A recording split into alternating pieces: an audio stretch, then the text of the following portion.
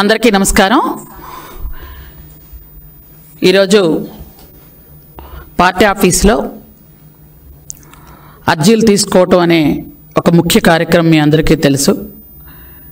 ఈ కార్యక్రమంలో ఎవరైతే ప్రజలు ఉన్నారు, పేద ప్రజలు ఉన్నారు, ఎవరైతే ఇబ్బందులు పడుతున్నారో వాళ్ళు వచ్చి వాళ్ళ తాలూకా అర్జీలు ఇచ్చి ఇక్కడ ఉన్నటువంటి ఎవరైతే ఇక్కడ ప్రజాప్రతినిధులు ఉంటారో వాళ్ళు ఇక్కడ ఉన్నటువంటి అధికారులకి వెంటనే ఫోన్ చేసి చెప్పడం కానీ, లేదంటే వాళ్ళ తాలూకా ప్రాబ్లం ఏదుందో అది రాసుకొని తెలియజేయటం అనేది మొదటి నుంచి ఈ ప్రజా దర్బార్లో అలవాటు పడ్డాం, అది చేసుకుంటూ వెళ్తున్నాం। ముఖ్యంగా నిన్న అబద్ధార్లో ఆస్కార్ అవార్డు తీసుకున్న సైకో జగన్మోహన్ రెడ్డి నిన్న ఒక ప్రెస్ మీట్ పెట్టాడు। ఆయన ఆ ప్రెస్ మీట్లో 2.0 అంట, అంటే యాక్చువల్గా పిచ్చి జగన్మోహన్, సైకో జగన్మోహన్, దానిలో 2.0 జగన్మోహన్ అంటే ఒకసారి ఆలోచించండి।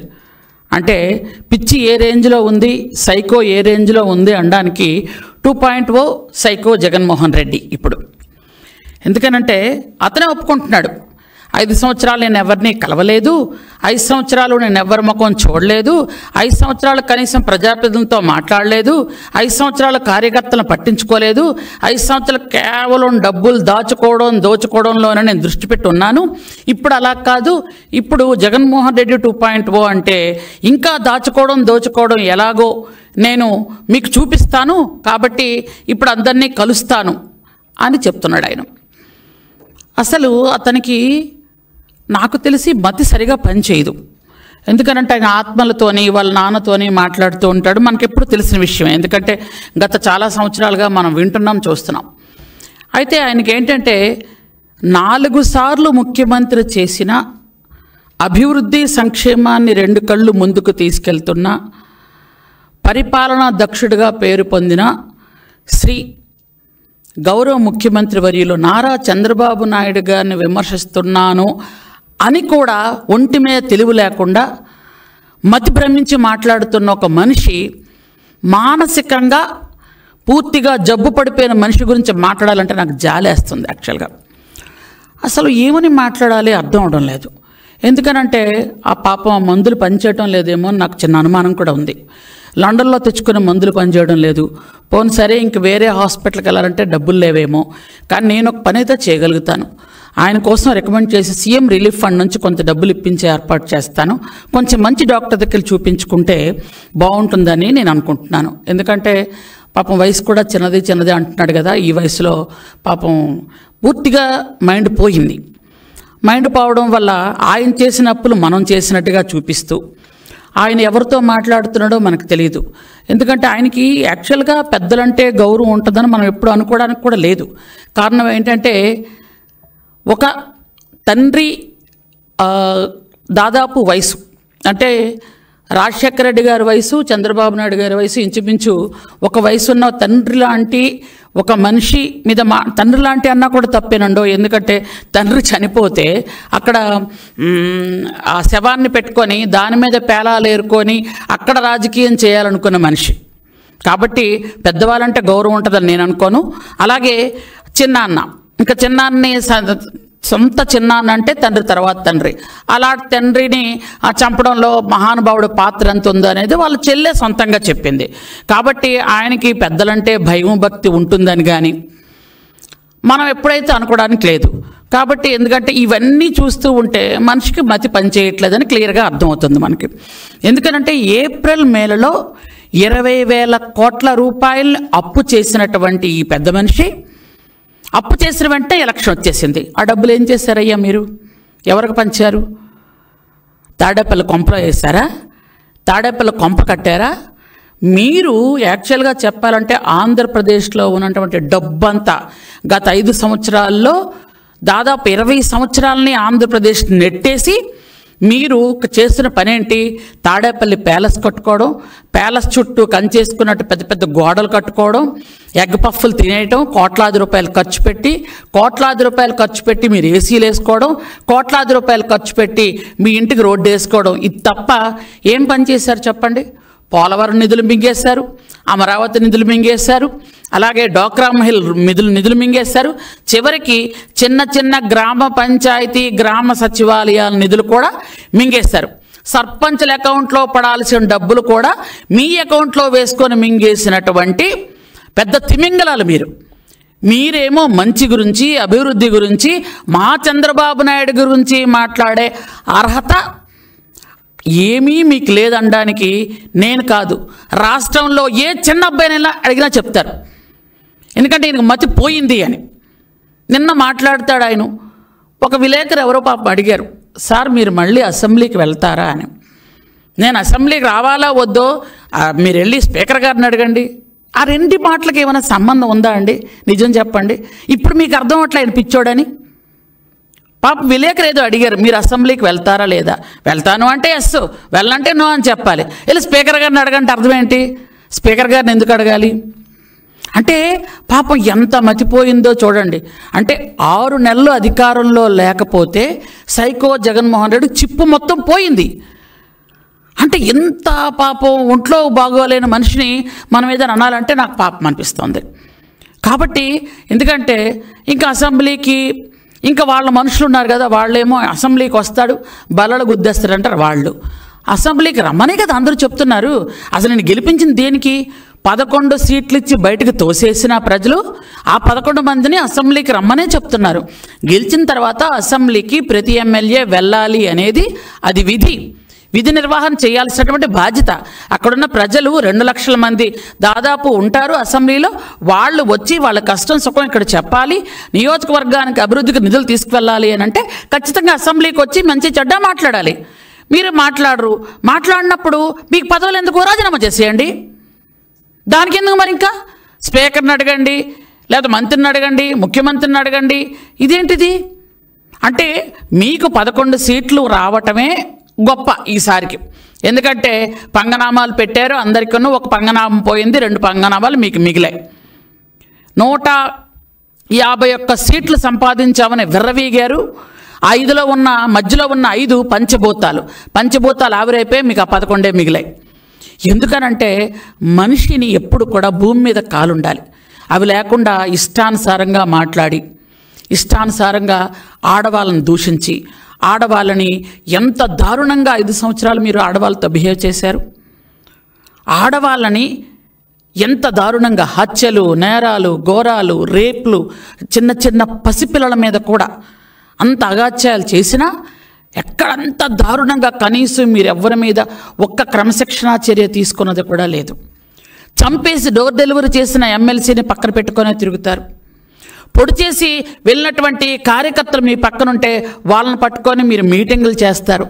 ఇట్లాంటి స్వభావం ఉన్న మీరు, సొంత తల్లిని చెల్లిని బయటికి నెట్టేసిన మీరు ఈరోజు నీతులు చెప్తున్నారు. అంటే ఆ నీతులను ఏమనుకోవాలి? అసలు ఇవి నీతులా? మీరు గత 5 సంవత్సరాలు బూతులే మాట్లాడారు. ఇప్పుడు మీ నోట్లో నుంచి నీతులు వస్తూ ఉంటే అవి కూడా ప్రజలకి చాలా దారుణంగా వినిపిస్తున్నాయి. ఎందుకంటే మీ అంత అసహ్యంగా, మీ అంత అవమానకరంగా, మీ అంత గుప్సాకరంగా మేము మాట్లాడలేం. మాకెందుకంటే చంద్రబాబు నాయుడు గారు ఒక క్రమశిక్షణ నేర్పించారు. క్రమశిక్షణతో, నీతి నిజాయితీలతో పనిచేస్తున్నటువంటి తెలుగుదేశం పార్టీ కార్యకర్తలం మేము. కాబట్టి మీకు మతిపోయి మాట్లాడుతున్నారు. మీకు అసెంబ్లీకి రావాలి అనిపిస్తే రండి, రాకూడదనుకుంటే రాజీనామా చేసి పొండి. అంతేగాని చంద్రబాబు నాయుడు గారిని ఇంకొకసారి నోటుకొచ్చినట్టు మాట్లాడితే, మొన్నసారి 11 సీట్లతో బయటికి గెంటేశారు. ఈసారి వచ్చి మీ చొక్కా పట్టుకొని ఖచ్చితంగా కార్యకర్తే కాదు ప్రతి ప్రజలు కూడా నిలదీసి అడగాల్సినటువంటి ఒక దురదృష్టకరమైనటువంటి చర్య తెచ్చుకుంటారు మీరు. ఎందుకంటే దానికి భయపడే మీరు దేనికి రావట్లేదు. పైగా జగన్మోహన్ రెడ్డి బయటకు రావాలంటే శవం ఉండాలి ఖచ్చితంగా. ఆయన శవం చూస్తేనే కారు వెళ్తుంది, శవం చూస్తేనే ఇది నడవగలగడు. ఎందుకంటే ఆయనకి శవాలతోని రాజకీయాలు, శవాలతోని బిజినెస్ చేయటం అలవాటు ఆయనకి. కాబట్టి ఈయన బయటకు వచ్చాడు అంటే ముందు వాళ్ళ ఇంట్లో వాళ్ళే భయపడతారు. ఎందుకంటే ఫస్ట్గా ఆయన సీఎం అవ్వాలంటే చిన్నాన్న పైకి లేపేశాడు. మొన్నసారి వాళ్ళ అమ్మ చెల్లి ఎంత భయపడ్డారంటే మళ్ళీ ఈయనకి పదవి కాలంలో మా ఇద్దరిలో ఎవరు పోతారు అని భయపడ్డారు. మొత్తానికి ఏదో ఆ భగవంతుడి దయ వల్ల వాళ్ళకి ఆయుష్ గట్టిగా ఉండి వాళ్ళు ఎక్కడో దాక్కొని వాళ్ళ అమ్మను అతను బయటికి పంపించాడు కాబట్టి సరిపోయింది. పాపం చాలామంది మా రాష్ట్రంలో అనుకుంటారు అందరూ తల్లిని బయటకు పంపించాడు ఆవిడకి ఆయుష్ ఉండబట్టే బయటకు వెళ్ళింది. ఇంట్లో ఉంటే ఆవిడ చచ్చిపోయి ఉండదు, మీకు ఎవరికి తెలియదు పాపం. వాళ్ళ చెల్లి కూడా ఏదో ఆయుష్ గట్టిగా ఉండబట్టి ఆయనకి ఆస్తి నపం పెట్టి ఆవిడ బయటకు తోసేశాడు. కాబట్టి ఎప్పుడైనా సరే రాజకీయాల్లో గత 5 సంవత్సరాల్లో జరిగినటువంటి దుర్మార్గాలు, అరాచకాలు, అన్యాయాలు, రాష్ట్రంలో ప్రజలందరి మీద పన్నులు, చెత్త పన్నులు, ఇలాంటి సర్పంచులకి అధికారం లేకపోవడం, స్థానిక సంస్థలకు అధికారాలు లేకపోవడం, కనీసం ఒక ఎమ్మెల్యే కూడా ఒక గ్రామంలో ఒక పని చేయడానికి అధికారం లేకపోవడం, మంత్రులకు కనీసం ముఖ్యమంత్రి ముఖం చూసి మాట్లాడే అవకాశం లేకపోవడం అనేది గత 5 సంవత్సరాలన్న జరిగింది. ఇంకెక్కడా జరగలేదు. ఇప్పుడు 4,000 రూపాయల పెన్షన్ ఏ రాష్ట్రంలోనే ఇచ్చారా? కేవలం ఈ రాష్ట్రంలోనే, ఆంధ్రప్రదేశ్ రాష్ట్రంలోనే ఇస్తున్నారు. అది మా ముఖ్యమంత్రి మా చంద్రబాబు నాయుడు గారు మాత్రమే ఇస్తున్నారు. ఇలా ఒకటి కాదు, అన్ని కార్యక్రమాలు చేసుకుంటూ వెళ్తున్నాం. 1 కాదు 2 కాదు, అభివృద్ధి సంక్షేమం అనేది 2 కళ్ళుగా వెళ్తుంది. ఈ 7 నెలల కాలంలో ఎవరైనా ప్రజలు ఇగో పలానా ప్రాబ్లం ఉంది, మేము ఇలాంటి కష్టపడ్డామని మీకు ఎవరైనా వచ్చి చెప్పారా? కనీసం మీకు మీరే వచ్చి రండి ఫీజు రింబర్స్మెంట్ లేదు ధర్నాలు చేద్దాం, రండి ధాన్యం కొనుగోలులో ధర్నాలు చేద్దాం, రండి అది చేద్దాం, మీరు జనాలను పిలుస్తున్నారు. కానీ ఒక్క జనమైనా వచ్చారా? అంతెందుకు, మీకు నిజంగా సిగ్గుంటే, గౌరవ మర్యాదలుంటే మొన్న మీరు ధాన్యం కోసం ధర్నా చేద్దామని వెళ్ళారు, కొనుగోలు కేంద్రాల్లో డబ్బులు రాలేదు అని. మీకు నిజంగా బుద్ధి ఉందా? 24 గంటల్లో డబ్బులు పడతాయని మా చంద్రబాబు నాయుడు గారు చెప్తే 3-4 గంటల్లో వాళ్ళకు డబ్బులు పడేవి. ఒక్క ప్రజలు రాలేదు, ఒక్క రైతు రాలేదు. మీ ఎమ్మెల్యే, మీ అనుచరులు కొంతమంది వెళ్ళి ఎంఆర్ ఆఫీస్ దగ్గర ధర్నా చేసి మీకు మీరు ఫోటోలు తీసుకొని వచ్చేశారు. ఫీజు రియంబర్స్మెంట్ రండి అని పిలుస్తున్నారు. మీరు బకాయిలు పెట్టి వెళ్ళిపోతే దాన్ని ఈరోజు లోకేష్ బాబు గారు జాగ్రత్తగా ఆ ఫీజు రియంబర్స్మెంట్ అన్నీ బకాయిలన్నీ మెల్లమెల్లగా తీరుస్తుంటే సిగ్గు లేదు మీకు ఆ మాట అనడానికి? సిగ్గు లేకుండా మాట్లాడుతున్నారు. ఈ 7 నెలల కాలంలో మీరు చేసిన బకాయిలు తీర్చడానికే సగం సొమ్ము అయిపోతుంది. నిజంగాను కేంద్రం నుంచి వచ్చే నిధులు కానీ రాష్ట్రం నుంచి వచ్చే నిధులు కానీ ప్రజలకి డైరెక్ట్గా వెళ్తున్నాయి. ఈరోజు చాలా రోడ్లు నిజంగా మా గిరిజన గ్రామాల్లో అరకు పార్లమెంట్ నియోజకవర్గం మొత్తం మీద 2 జిల్లాలు, ఈ 2 జిల్లాల్లో రోడ్డు కనెక్టివిటీ లేక ఎంతోమంది గిరిజనులు చాలా ఇబ్బంది పడుతూ వస్తే, గర్భిణీలను డోలీ మోతలు మోసుకుంటూ వస్తే, ఈరోజు పిఎం జన్మన్లో మాకు దాదాపు 350 కోట్లు వస్తే 350 కోట్లు కూడా రహదారి సౌకర్యాలకి కల్పించినటువంటి గొప్ప ఉద్దేశం మా చంద్రబాబు నాయుడు గారిది. మా చంద్రబాబు నాయుడు గారు ఎన్ఆర్జీఎస్ నిధులు కానీ, ఆర్ఎన్బికి కానీ, పిఆర్కి కానీ అన్ని డిపార్ట్మెంట్లు చెప్పి ముందు ఎస్టీ నియోజకవర్గాలకే నిధులు ఇవ్వండి, రోడ్లు వేయండి అని చెప్తే ఒక్కొక్క నియోజకవర్గానికి దాదాపు 40 నుంచి 80 కోట్లు నిధులు వచ్చాయా లేదో మీరు కావాలంటే వెళ్ళి ఎంక్వైరీ చేసుకోండి. ప్రతి నియోజకవర్గంలో కూడా రోడ్డు కనెక్టివిటీ చేస్తున్నాం. ఈరోజు మీరు ఏదైతే ఆ రోజు గిరిజనుల్ని మీరు చిన్నచూపు చేసి వదిలేస్తారో, ఈరోజు గిరిజనుల గర్భిణులకు అందరికి వసతిగృహంలో మళ్ళీ ఏర్పాటు చేసి వాళ్ళని సురక్షితంగా డెలివరీ అయ్యాక పంపిస్తున్నాం. ఈరోజు గిరిజనులకు మళ్ళీ ఐటీడీఏ ఓపెన్ చేసాం. ఐటీడీఏ ద్వారా మళ్ళీ గిరిజనులందరికీ సేవా కార్యక్రమాలు అందించడం జరుగుతుంది. అలాగే ట్రైకా రుణాలన్నీ మీరు ఆపేశారు. ఆ ట్రైకా రుణాలన్నీ మళ్ళీ ఇప్పుడు మనం అన్నీ ఇస్తున్నాం. ఆ రోజు ఎవరైతే రైతులు ఉన్నారో చిన్న లోన్లు ఇవ్వాలంటే మీరు ఏ లోన్లు ఇవ్వకుండా మొత్తం కట్టగట్టేశారు. ఈరోజు మళ్ళీ అన్ని రుణాలు ఇస్తున్నాం. అలాగే స్కూల్స్లో ఏ ఫెసిలిటీలు లేకుండా ఉంచారు. ఈరోజు అన్ని స్కూల్స్, ఒక ట్రైబల్ వెల్ఫేర్ స్కూల్సే కాదు, అన్ని స్కూల్స్లో కూడా టాయిలెట్స్ నిర్మాణం కానీ, మంచినీటి సదుపాయం కానీ అన్ని రకాలుగా చేసుకుంటూ వెళ్తున్నాం. ఏది ఒక్కటి చెయ్యలేదని చెప్పండి. మీరు మీ దొంగ లెక్కలతో, మీ దొంగ మాటలతో మీరు అవమానకరంగా ప్రజలను మాట్లాడితే ప్రజలు ఆల్రెడీ మీకు బుద్ధి చెప్పారు. ఇంకా బుద్ధి చెప్పడానికి ఇంకేం మిగలలేదు. ఈ తాడేపల్లి కొంపకొచ్చి ఎదిరించడం ఒక్కటే. మీ తాడేపల్లి కొంపకు రావాలంటే ఇంకెవరు రాలేరు. ఎందుకంటే మీరు పెద్ద పెట్టని గోడ ఒకటి కట్టుకున్నారు. అది మా సొమ్మే, ప్రజల సొమ్ముతోనే కట్టుకున్నారు మీరు. కాబట్టి నేనొక్కటే చెప్తున్నాను, జగన్మోహన్ రెడ్డి గారు మీకు మతిపోయింది, జాగ్రత్తగా మంచి మంచి మందులు వాడండి. నిజంగానే చెప్తున్నాను, డబ్బులు లేవంటే మా సీఎం గారు చెప్పి సీఎం రిలీఫ్ ఫండ్ మీకు ఇప్పిస్తాం. ఆ డబ్బులతో వెళ్ళి ఎక్కడైనా మంచి ట్రీట్మెంట్ ఇచ్చుకొని రండి. అవమానకరంగా, అసభ్యకరంగా అబద్ధాలు మాట్లాడుతూ ఆస్కార్ అవార్డు మీకు ఇంతకు ముందే వచ్చింది, ఇంకంతకన్నా పెద్ద అవార్డు ఇంకేం ఇవ్వలేరు. కాబట్టి మతి స్థిమితంతో తెచ్చుకొని మాట్లాడితే బాగుంటుందని నేను మీకు సలహా ఇస్తున్నాను. Thank you.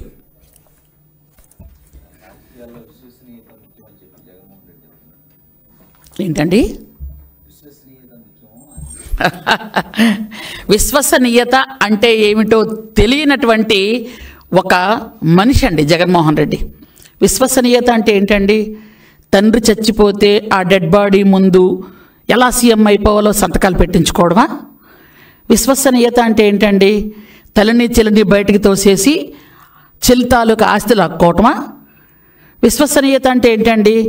సొంత చిన్నాన్ని ఒక ఇంట్లో పెట్టి చంపించేసి వాళ్ళ ఛానల్లో ఆయన గుండెపోటుతో చనిపోయాడని, ఆ రక్త మడుగుల్లో ఉన్న మనిషి గుండెపోటుతో చనిపోయాడని చెప్పించడమా? ఆ చెప్పించిన పెద్ద మనిషి ఈరోజు నేను రాజకీయాలు మానేస్తున్నాను, నేను సత్శీలుణ్ణి అయిపోయాను, నేను నిజాయితీపరుణ్ణి అయిపోయాను, నేను రైతునైపోయాను అని చెప్పుకొని తిరగటమా? విశ్వసనీయత అంటే ఏంటండి? ఊర్లో సొమ్మంతా ఇంట్లో పడేసుకొని పెట్టని గోడలో కట్టుకొని ఎక్కడ పడితే అక్కడ ప్యాలెస్లు కట్టుకోవటమా? విశ్వసనీయత అంటే ఆయన పెంచి పోషించుకొని డబ్బున్నోడు అయిపోవడం కాదండి. 5 కోట్ల మంది ప్రజలు ఆకాంక్షలతో వాళ్ళు ఏదైతే కోరుకొని ముఖ్యమంత్రిగా ఎన్నుకున్నారో దానిలో కనీసం 1% అయినా పనిచేయటం అండి. 1% కాదు కదా, కనీసం ఎవరైనా ముఖ్యమంత్రి వచ్చిన వెంటనే 100కి 100% ఎవరూ పనిచేయలేరండి. కనీసం ఎక్కువగా పనిచేసి వాళ్ళకి 70-80% వరకు ప్రజలకి వాళ్ళ సాటిస్ఫాక్షన్ ఉంటే అది ఖచ్చితంగా ఆ ముఖ్యమంత్రి ఫస్ట్లో ఉన్నట్టండి. ఆ స్థానం ఎప్పుడు కూడా ఇండియా మొత్తం మీద చంద్రబాబు నాయుడు గారిదేనండి. ఆ స్థానం ఎవరు తీసుకోలేరు. కష్టపడి పని చేయడం కానీ, విశ్వసనీయత కానీ, క్రమశిక్షణ కానీ. ఈయనకి విశ్వసనీయత అనే పదంకి తెలుగులో రాయడం రాదు, ఇంగ్లీష్లో అర్థం తెలియదు ఆయనకి. ఎందుకంటే ఆయన ఏం చదువుకున్నాడో నాకు తెలియదండి.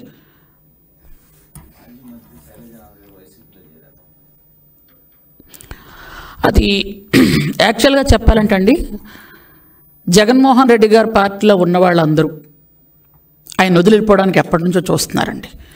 ఎందుకనంటే వాళ్ళు ఎలక్షన్ ముందు నుండే ఈ మహానుభావుడు తలనొప్పి మనకి ఎప్పుడు పోద్దా అని చూసిన వాళ్ళు చాలామంది.